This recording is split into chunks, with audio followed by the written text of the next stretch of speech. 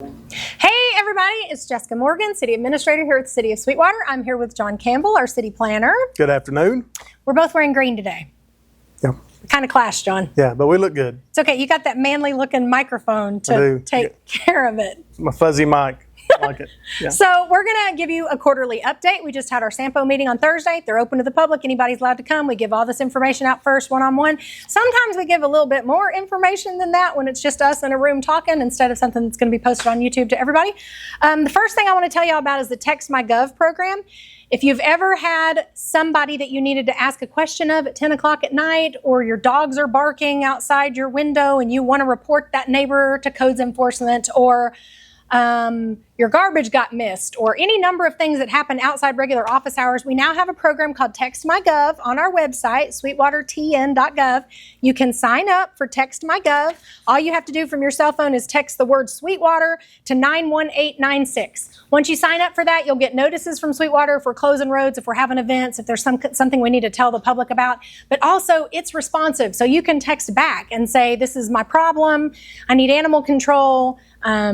Obviously, it's an emergency. You still call 911, but anything that's non-emergency that you would like to talk to someone about, and it's not during regular office hours where you can call City Hall or get a hold of John or get a hold of the street department or whatever you need, use that TextMyGov. It's going to be kind of AI powered. It's going to give you an automated response. If it can't solve your problem for you, it's going to send us an email so that as soon as we get in the office the next morning, we'll have that email. So we're hoping it'll lead to better customer service for you all, so you can get the answers you need without having to try and remember to call during office hours.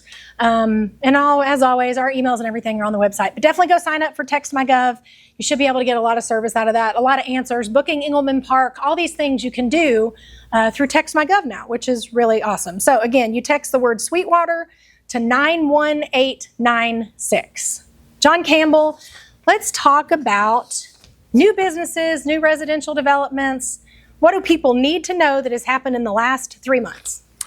Let's see. Well, it may seem like not a lot's happening, but a lot is happening. Some development going on in Willow Creek. So we've been talking about this one for a while. It's the upper phase of Willow Creek. Approximately 30 acres was purchased about a year or so ago for development. They have begun installing their roads. So they've got their infrastructure in, they've got their electric and their sewer and their water lines.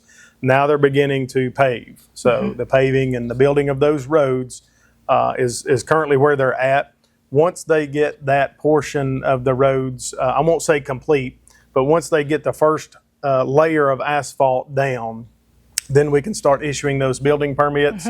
You'll start to see not only those lots being created, but you'll start to see some construction going on. These are single-family dwellings. Single-family dwellings. I don't want to throw a figure out there, a price range out there, but I will say a lot of those are going to be more in line with some of the smaller scale homes. When you think of some of the homes in Willow Creek being 2,000 plus square feet, even 3,000 plus. Some of these homes, I won't say all, but some of them are designed for the market needs to be a little bit smaller and more affordable as far as the current prices. When you think about what it costs right now to build or buy a new home, the prices are very high. It's just outrageous. But and so developers know that, and so they want to build to the current market, and so. I don't want anybody to hear that and think, oh my gosh, they're not going to be nice, or they're going to be tiny homes. That's not the case. They will be nice homes. They will still fit the design of Willow Creek. It's just, some of them will be smaller in square footage, like what you've seen in there recently. Which is what a lot of people are looking for, is smaller square footage. That's right. So that's going on in Willow Creek. The current phase that's going on, once it's kind of built out to completion, it's going to be 20 plus lots. I think maybe 23 lots in there right now. And that's just kind of this next loop that's going in. So again, that should be, if you're watching that over the next year to 2 years, you should start to see single family homes going in there, which is a good thing. So gaining some traction there. In general, just building permits are on the rise as far as just stick framing homes. We saw a decline in that, over the last year or so, just because the cost of construction, building materials were high. It was hard to find a builder that was available. But that's starting to change a little bit. We're starting to see more stick framing permits being pulled. So that's a good sign as well. River Park Townhomes just behind Willow Creek there. They're coming along nicely with their next unit.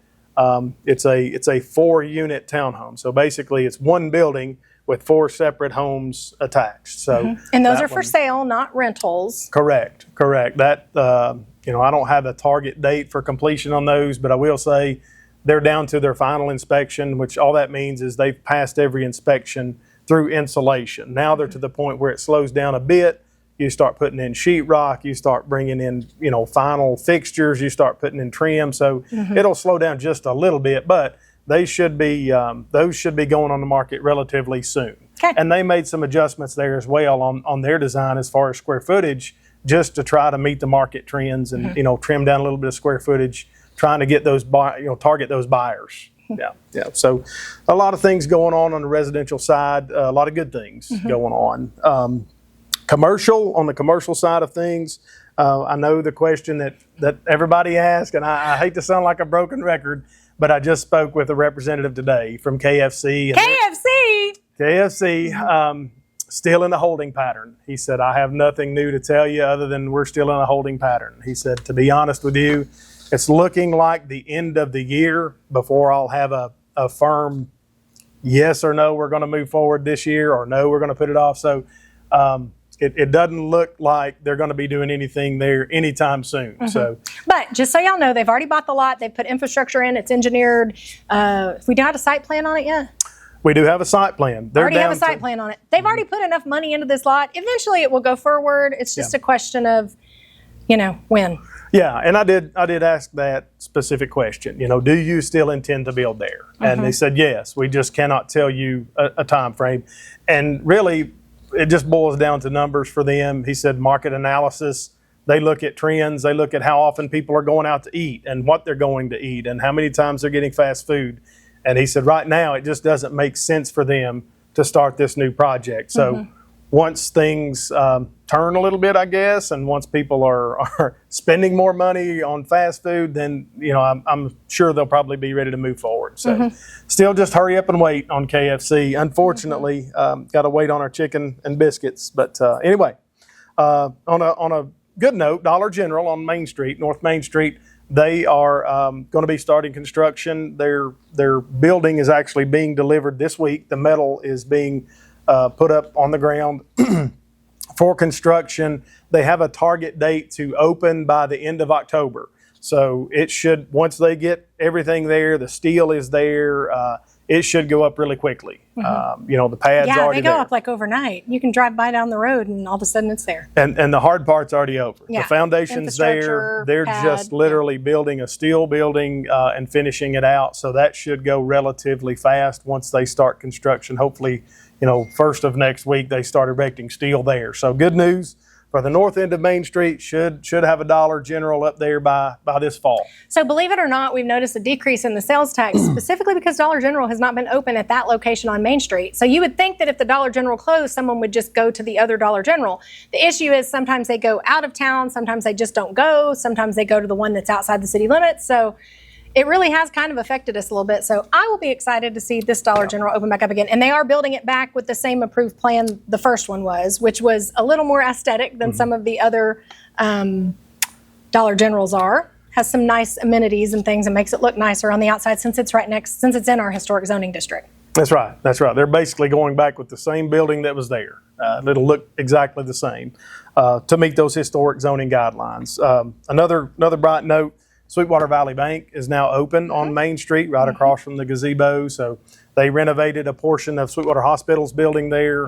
We got to go in and do some inspections there, and everything looks really nice. They're open for business. So that's Adam Reynolds is the branch manager there. Yeah, that's right. So we're happy to have Sweetwater Valley Bank back in Sweetwater. That's kind of cool that it happened in our 150th year that we have that bank back, which is pretty cool. Yeah, local business. A couple of the liquor stores we've been talking about. The Sweetwater Liquor Store in the Plaza 68. They are open for business now. The other one that's Highway 68 Liquors out next to the Scrubs building. They are moving forward. He's to the point now where he's framing up walls and insulating. So hopefully he'll be maybe open for business before the end of the year. I'm just throwing that out there. He hadn't told me any time frames, but it should move forward pretty quickly now. So 2 more businesses in town. Also, Willow Creek self-storage units. Storage, it just blows my mind how storage units, you can't find one. But this is down behind the Wildcat Wellness Hub off of Commerce Street down there on 68. Near the old Scrubs building, but they have completed those. We did the final inspections on those last week, so they'll just button some things up, and should be opening for business and having storage space available to rent very soon. So those are some bright notes, even though we don't have KFC coming just yet. Yeah. Okay. What else you got? Anything? Just on the industrial side of things, on a positive note, again, I was out at Hillcrest Trailers, the old flea market site. Was out there last week taking the new mayor around, letting her see some of the things that are going on. Did have a chance to speak with the owner, and he's very excited. Business is doing better than expected, to the point where they're ready to hire 40 new employees and start a second shift. Okay, 40 new jobs, y'all. That's a big deal. Yeah, and these are skilled jobs. They do powder coating for trailers. They build the trailers. They also have a powder coating system that they do. So these welders, powder coating, assembly. These are skilled positions. They pay well, so it's definitely something that you could get in kind of on the ground floor and be there a long time. So great. Yeah, and also Aeroflex, they've expanded a little bit. They're putting up a new building, just basically an extension of what is there. They needed more space and more room to basically handle and assemble some of their products to get them ready, packaging for shipping. So again, that's good news too. Anytime we hear about industry and businesses expanding, that's a good thing. It points us to, growth as far as jobs and things like that. So a lot of good things going on right now around Sweetwater, even though you may not be able to look out the window as you're driving and see it. There's behind the scenes a lot of good stuff going on. Yeah. Wanted to kind of give you an update on a couple of things. First, we have the sales tax holiday. This coming weekend is the sales tax holiday, so as much as you can, try and shop local and support those local stores for your back to school shopping. But you'll be on sales tax holiday this weekend from Friday through Sunday. Also, we wanted to tell you about the pool. We finally got our last design drafted for the new bathhouses up at the pool. The whole pool will be relined, and we'll be tearing out some of the old concrete, putting new concrete in. One of the reasons we didn't open this year, lots of people said, why don't you do this in the winter? Well, this isn't our timeline. We don't get to decide that. This is funded by a grant through the state of Tennessee, so we have all kinds of steps we have to follow with them. If we wanted to open the pool this summer, we would have had to put tens of thousands of dollars into it just so the wall didn't fall off into the water, and that would have been really silly to do that just to tear it all out this fall. So the pool is closed this summer for the renovation. We are really, really trying hard to make everything work out to where we can open it next summer, even if the pool hasn't been finished yet, but the bathhouses are done, or vice versa. We only do the pool and not the bathhouses, so we're hoping we can be open next summer. You'll see some work starting on that soon. Also, our community center building downtown, we're going to be moving forward with that. We have the final design on that, and our board is voting on final location coming up this Monday night. It'll be, in the downtown area where that blue building is. A couple more things to decide on that, but they're going to talk about that in Monday night's workshop that starts at 5 o'clock at City Hall. It's an open meeting. Anybody can come. Also, during that meeting, we're going to have a strategic planning session. This will be a 10-year look at what's coming for Sweetwater. And one of the more important things about that is we're going to talk a little bit about traffic, about road structure, about infrastructure, about things that we need to see happening in Sweetwater to be able to accommodate the growth. But also, how do we want to grow? We're talking about hiring a retail recruitment firm that will specialize in recruiting restaurants and retail to Sweetwater. Where are our gaps? Where do we have retail leakage where people are going somewhere outside the city to buy things? Do you have to go somewhere else to buy sporting goods? Do you have to go somewhere else to buy shoes? Those kind of things help us know and pay a professional firm to go recruit those kind of retailers and have the contacts for those type of retail establishments and restaurants. One of the places we really want to focus on is the interstate area. We have several lots for sale out there that are already zoned commercial, that are good setting to have some really nice retail establishments, something more than just KFC and Dollar General and those kind of places. So a little bit more upscale. a little bit more of a draw from other places. So that's going to be one of the important things we go over in that Monday night meeting for the strategic planning session. Also, this Saturday, we have the Fairest of the Fair pageant. Our wonderful Monroe County Tourism Director is heading that up as a volunteer for the 150th committee. This person, the winner, will represent Sweetwater in all things for the fair. The fair is coming up September 18th through the 21st. This is a special fair. You can enter your pumpkins and your tomatoes and your succulents and your birdhouses and your history exhibits and all kinds of stuff. Your baked goods, and we already have judges for the baked goods. I know everybody wants to judge the baked goods, but that's one we've already got covered. We have plenty of volunteers for that. But anyhow, the fair is September 18th through 21st. We'll have Sweetwater's first drone show during that fair. Taste of Monroe will be here in Sweetwater that Thursday night of the fair, the 18th. The 19th, we'll have Wolfstock again, one of the most popular events that we have downtown. The 20th will be the drone show, and the 21st will end the fair. You can come see the exhibits. There's lots of old pictures about what the fair used to be like in Sweetwater. It's very nostalgic, but also we're going to have some new events and some new things for you all to see. So you can register as a vendor on our website now, sweetwatertn.gov. There's also information about registering your fair exhibits if you want to compete. That's on our 150th website, which is sweetwatertn150.com. sweetwatertn150.com. That's where you can register. If you have a giant pumpkin in your yard, do you have any giant pumpkins? I do not. I have 4 pumpkins in my yard right now, but they're not that big. But if one gets big enough, I'm going to enter it in a fair competition. So I'll just come and steal one of yours. Okay, I'll let you steal one of mine. Yeah. So anything else? It feels like there's a lot going on. We've had 3 events in July. We've not had a weekend off. One weekend off in July. But we're excited. It's good stuff. All good things happening. Yeah, a lot of good stuff going on. All right, we'll see you guys next quarter. Bye.